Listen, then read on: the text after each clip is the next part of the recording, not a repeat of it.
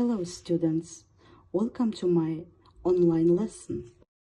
Today our new theme, the main parts of the aircraft and its function. Main parts of the aircraft and its function. Aims of the lesson: communicative to form communicative skills in speaking, reading, listening. Educational, to give the students information about main parts of the aircraft and its function to broaden their outlook. Development, to develop students' cognitive mechanisms, memory, critical thinking, and perception. 5 main components of an aircraft. Fuselage, the long hollow tube that holds passengers and cargo, also known as the body of the airplane.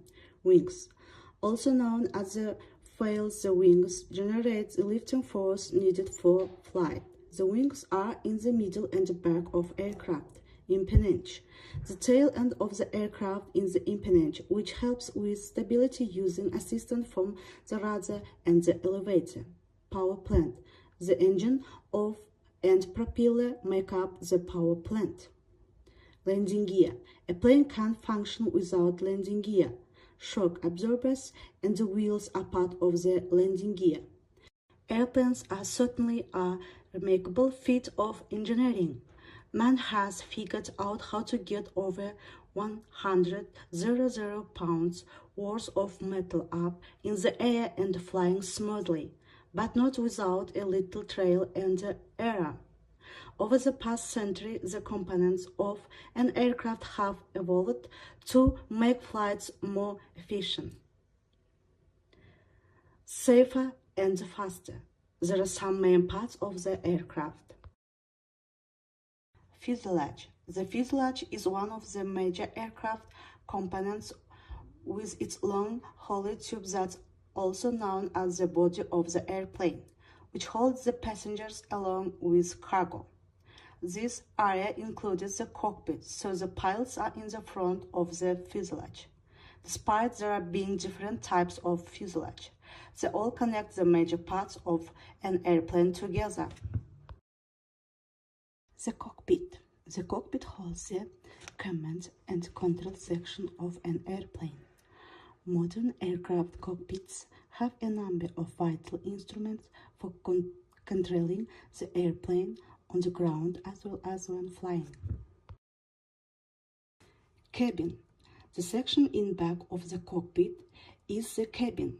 On small planes, the cabin and the cockpit are all in one unit. On large planes, including commercial jets, these two sections of the plane are separated. Commercial jets usually have cabins with first class and coach sections. First class has wider seats and more service than coach. Business class, a sort of hybrid between the two classes, is between the two on some flights. In the Boeing 747, the cabin has two floors. The first class section is upstairs. The cabin also houses the restrooms, galleys, or kitchens and the seating for the flight attendants. Each passenger seat offers emergency oxygen masks and call buttons for the attendants. Wings. All planes have wings. The wings are shaped with smooth surfaces. There is a curve to the wing which helps push the air over the top more quickly than it goes under the wing. As the wing moves, the air flowing over the top has farther to go and it moves faster than the air underneath the wing. So, the air pressure above the wing is less than below it. This produces the appropriate lift. The shape of the wings determines how fast and high the plane can fly. Wings are called airfoils. Main parts of wings: slats, flaps, spoils, ailerons. Slats adjust the angle of attack of the wings, increasing lift. Slats are fitted at the landing edges of the wings, and deploying them increases the angle of attack of the wings, allowing the pilot to increase the lift generated by the wing. Flap. Flaps adjust the camber of the wings, increasing lift. Flaps are normally fitted at the trailing edge of the wings. Extending the flaps increase the camber of the wings airfoil, thus increasing lift at lower speeds, and important feature for landing. Spoils. Spoils adjust the camber of the section of the wings, decreasing lift. Spoils are fitted on top of the wings and are used to reduce lift on a section of the wing in a controlled manner. Spoils are useful for decreasing lift without increasing the airspeed of the airplane or without increasing drag significantly. Ailerons. Ailerons increase or decrease lift asymmetrically in order to change roll and thus move the aircraft left or right while flying. Ailerons are hinged sections fitted at the array of each wing. Ailerons work asymmetrically as a pair. As the right aileron goes up, the left one comes down and vice versa, thus making the aircraft roll right or left respectively. Up aileron deflection, down aileron deflection. Empennage. The empennage in the tail end of the aircraft. It helps with the stability of the plane and has two main components called the rudder and the elevator.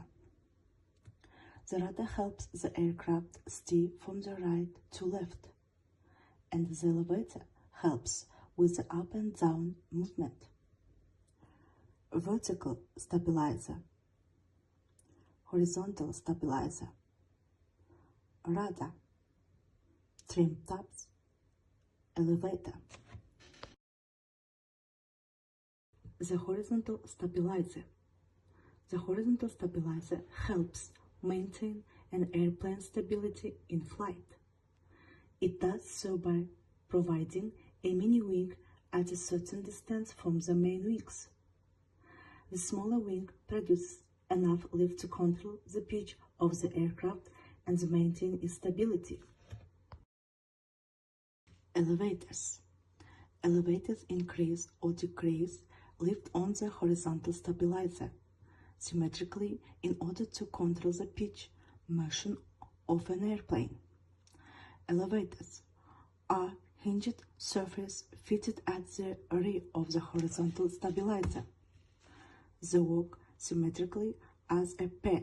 When the elevators are up, the aircraft ascends. When the elevators are down, the aircraft descends. And when the elevators are horizontal, the aircraft flies straight. The vertical stabilizer.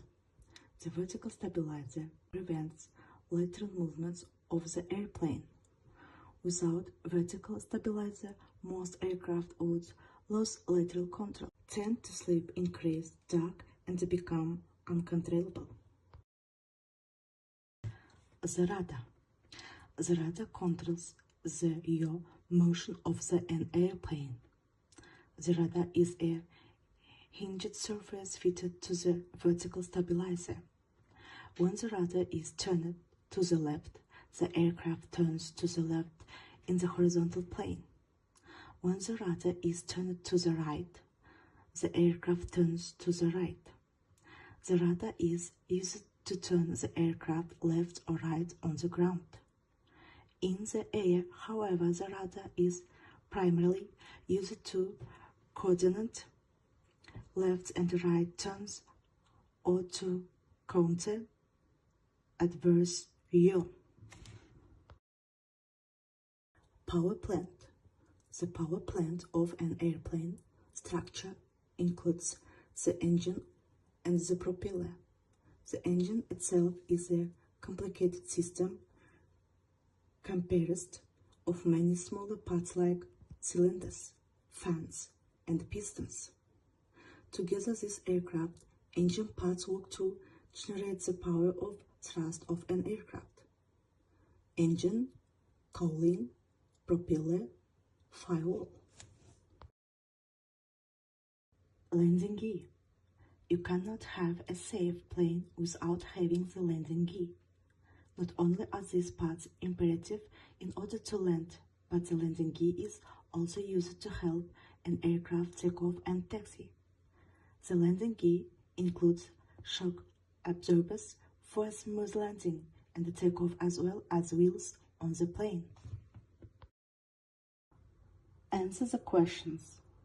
What part of the aircraft is located on the outer portion of the trailing edge of the wing? What are the three basic types of wing? What are the three basic landing gear configurations? What part of the aircraft is located on the trailing edge of the vertical stabilizer? What are the basic components of the hydraulic system? What are the two classifications for aircraft landing gear? What parts of aircraft are included within the empennage? What is the second type of empennage design? What are the two ways to steer an aircraft while on the ground? Home task. Learn the text main parts of the aircraft, working out with a new vocabulary. So, see you the next lesson. Goodbye.